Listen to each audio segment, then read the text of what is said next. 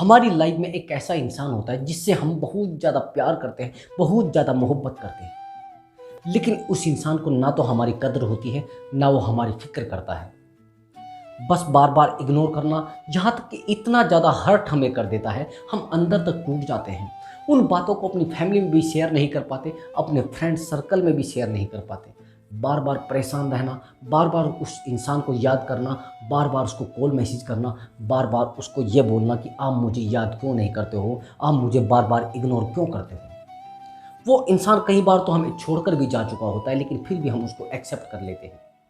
हमें बहुत सारी उसकी गलतियां भी नज़र आती हैं, लेकिन हम उसको नहीं छोड़ पाते। हम चाहते भी हैं कि उस इंसान को छोड़ दे, लेकिन नहीं छोड़ पाते। ये एक साइकोलॉजी होती है। जो इंसान हमें ज़्यादा हर्ट करता है, ज़्यादा हमसे दूर जाना चाहता है, उस इंसान से हम कभी दूर नहीं जा सकते। ये साइकोलॉजी है और ये 90% लोगों पर फिट बैठती है। ये बस आप ध्यान रखना। आज की मेरी वीडियो का यही टॉपिक है कि जो इंसान हमें छोड़कर जा रहा है, वो इंसान आपके पैरों में गिर जाएगा और आपको कभी छोड़कर भी नहीं जाएगा, आपसे दूर नहीं भागेगा, बल्कि वो आपके पीछे भागेगा। बस ध्यान से वीडियो को देखना। वीडियो बहुत ज़्यादा लंबी होने वाली है, लगभग 15 मिनट की वीडियो होगी और 15 मिनट की वीडियो में मैं वो चीज़ आपको बताऊंगा जो आप समझ नहीं पाओगे। लास्ट में मैं वो ट्रिक बताऊंगा जिससे वो इंसान आपके पैरों में आके गिर जाएगा। ध्यान से समझना, ठीक है। अब समझना, जिस इंसान से हमने बहुत ज़्यादा प्यार किया वो हमसे दूर जा रहा है। अभी आप समझना, जो चीज़ आपके पास है, क्या आप उससे बहुत ज़्यादा प्यार करते हो? ऑफ कोर्स नहीं करते हो।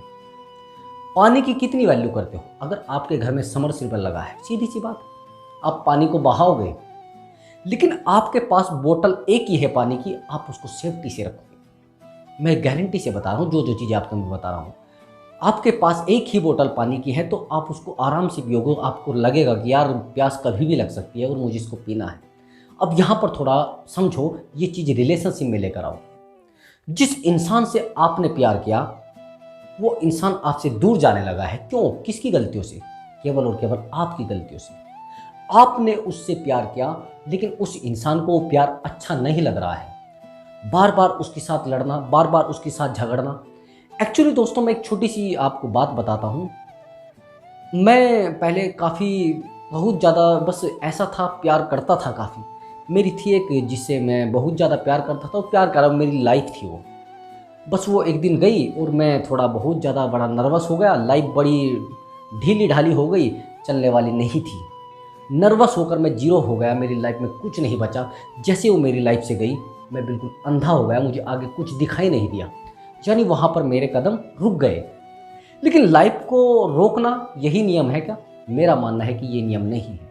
जो इंसान आपको छोड़कर गया है, उसे कभी आपकी फिक्र नहीं थी, ना उसने आपसे प्यार किया था। प्यार किया था आपकी अच्छाइयों से, लेकिन प्यार अच्छाइयों से करना, या अच्छे इंसान से तो सारी दुनिया प्यार कर सकती है, लेकिन आपकी बुराइयों से, आपकी बुराइयों को सही करने के लिए जो इंसान प्यार करे, वो इंसान है।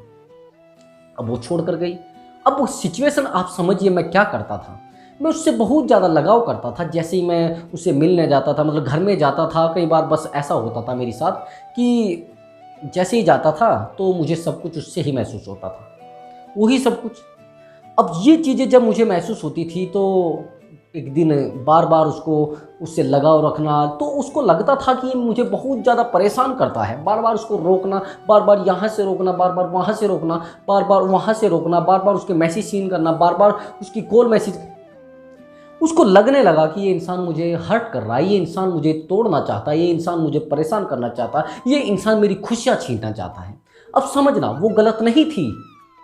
समझना, वो गलत थी ही नहीं। वो गलत इसलिए नहीं थी, उसका तरीका सही था। उसका तरीका इसलिए सही था, उसको लगता था कि खुशी उसमें नहीं है जो ये कर रहा है, खुशी इसमें है जो मैं कर रही हूँ। जब आप ये बताइए, किसी इंसान को ज़बरदस्ती प्यार कराया जा सकता है क्या? किसी इंसान से ज़बरदस्ती मोहब्बत कराई जा सकती है क्या? किसी इंसान से ज़बरदस्ती लगाव कराया जा सकता है क्या? नहीं कराया जा सकता। प्यार तो एक अनमोल रिश्ता है भैया, और उस रिश्ते में आप कुछ चीज़ों को एडजस्ट करें। नहीं, वो नहीं गलत थी, गलत मैं था कि मैंने उसको इतना ज़्यादा प्यार करना चाहा जो उसको ज़रूरत नहीं थी। आज का समय वो नहीं है कि आप बहुत ज़्यादा किसी से प्यार करो, बहुत ज़्यादा उसको अब नहीं चाहते। अब तो उनको चाहिए एक आनंद, आनंद समझ रहे हो किस चीज़ को? जैसे उनको हर खुशी में एक अलग खुशी चाहिए। पहले क्या था कि अगर आप किसी से बहुत अच्छे से बात करोगे तो वो इंसान आपके लिए परमानेंटली सिक्योर रहेगा, वो सुरक्षित रहेगा, वो आपका ही हो जाएगा। लेकिन आज का समय ये है कि आप उसको कुछ खिलाइए, कुछ पिलाइए, तब उसको लगेगा कि हाँ ये प्यार करता है। आप उससे अच्छी सी बाइक पर घुमाइए, उसको अच्छे से उसको सब चीज़ें खिलाइए, तब उसको लगेगा कि हाँ ये वाकई में मेरे लेवल का बंदा है। लेकिन अगर आप ऐसा नहीं कर सकते तो वो वहाँ से सब चीज़ें ख़त्म आपकी होती चली जाएंगी बार बार, और परेशान हो जाएंगे। तो हुआ ये, वो एक दिन छोड़कर चली गई। चली जानी थी, समझ रहे हो ना, जो मैंने आपको बताया वो तो जानी ही थी। मैंने उन चीज़ों पर फोकस किया ना जो चीज़ें फोकस करने की नहीं थी। मैंने अपने करियर को जीरो कर दिया, मैंने अपनी जॉब को छोड़ दिया, गवर्नमेंट जॉब को छोड़ दिया, यानी सब चीज़ों को मैंने छोड़ दिया। अब मैंने अपने करियर पे भी फोकस करना बंद कर दिया, सब चीज़ों पर फोकस करना जब मैंने बंद कर दिया तो एक दिन ये हुआ कि लाइफ से वो भी चली गई, सब चीज़ चली गई और मैं बच गया अकेला। अब मेरे पास बचेगा क्या? कुछ नहीं बचा। वो गलती आप समझना वहाँ पर किसकी थी? वहाँ पर गलती मेरी थी। मैंने उन चीज़ों पर फोकस किया जो चीज़ें मेरे लायक नहीं थी, उसने उन चीज़ों पर फोकस किया जो उसके लायक थी। समझ लो। अब आगे की बात समझना, मैं आपको एक बहुत बड़ा उदाहरण दूंगा, बहुत बड़ी एक स्टोरी बताऊंगा, जो स्टोरी आपकी लाइफ को बिल्कुल झकझोर करके रख देगी, आपकी लाइफ को बिल्कुल ऐसा करके रख देगी जिसको आप समझने के बारे में हैरान हो जाएंगे। एक्चुअली एक भक्त था भगवान का, बहुत ज़्यादा भक्ति करता था, तो परेशान रहता था, काफ़ी परेशान इतना ज़्यादा रहता था। उसको महसूस होता था कि यार मेरी लाइफ में जो बीता है वो बहुत बुरा बीता है, और भगवान ने जो मेरे लिए किया है बड़ा बुरा किया है, भगवान बहुत ज़्यादा गलत है। मैं तो रात दिन उसके मंदिर में भी जाता हूँ, दोनों टाइम जाता हूँ, उसको प्रसाद भी चढ़ाता हूँ, लेकिन भगवान ने मेरे साथ ऐसा क्यों किया? अब मैं क्या करूँ, कहाँ जाऊँ, किससे बात करूँ, किसको रास्ता, कौन मुझे रास्ता दिखाएगा? एक्चुअली एक दिन भगवान प्रसन्न हुए, और प्रसन्न होकर ईश्वर ने उनको दर्शन दे दिए। अब भगवान ने जब दर्शन दिए तो भगवान ने कहा कि अच्छा आप एक बात बताइए, आपको कुछ मांगना है? कि हाँ मांगना तो जरूर है। कि आपके लिए एक बहुत अच्छा एक ऑफर मान लीजिए, एक ऐसा आपको मैं कुछ दे रहा हूँ जिसको आप कर सकते हो कि आपके जीवन में जो बहुत बुरा बीता है वो मैं वापस ला सकता हूँ। जो कुछ भी हुआ हो, चाहे कोई इंसान मर गया हो या आपसे दूर चला गया हो, या आपकी ज़िंदगी में कोई ऐसा काम हो गया हो जिसको आप वापस लाना चाहते हैं, वो मैं सब कर दूंगा। तो उस इंसान ने सोचा हाँ यार तो बड़ी अच्छी बात है। अब उस इंसान के दिमाग में आता है कि उसके फादर जो थे वो मर गए थे थोड़ी उम्र में। ये मान लो कि पोते नातों की शादी नहीं हुई थी और बड़ी प्रॉब्लम थी फैमिली में, वो किसी कारणवश आकस्मिक उनका निधन हो गया था। अब उस इंसान ने कहा कि आप एक काम करिए, प्रभु मेरे जो पिताजी हैं उनको आप जिंदा कर दीजिए दोबारा। अब ईश्वर ने कहा कि सोच लीजिए, भगवान ने कहा कि सोच लीजिए, एक बार ट्राई कर लीजिए, मैं तो जो आप कह रहे हो वो कर दूंगा, मेरे से कोई बड़ी बात नहीं है, मैं कर दूंगा। अब जैसे ही ऐसा ईश्वर बोलते हैं उस इंसान को लगता है कि नहीं सोच लेता हूँ।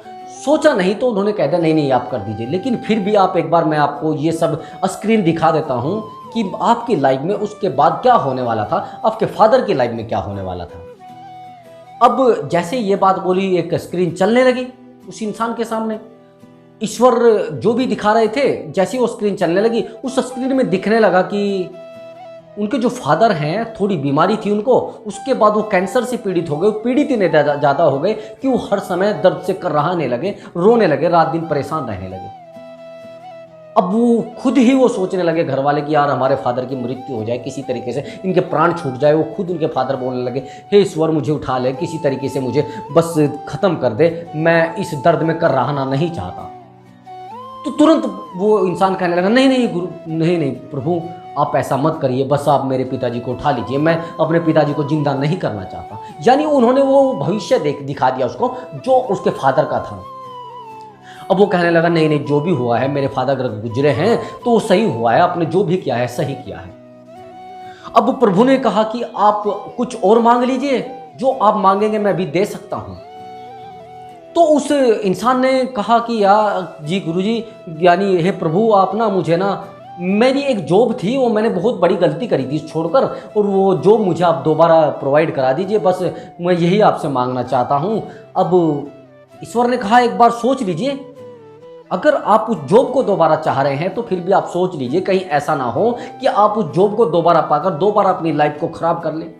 कि नहीं नहीं प्रभु मैंने वो बहुत बड़ी गलती की थी, उसके बाद मैं बड़ा पश्चाताप मैंने किया, मेरी लाइफ में वो सबसे बुरा लम्हा बीता था, उसके बाद मैंने जो नई जॉब की थी उस जॉब में मेरी पूरी लाइफ बिल्कुल तहस नहस हो गई।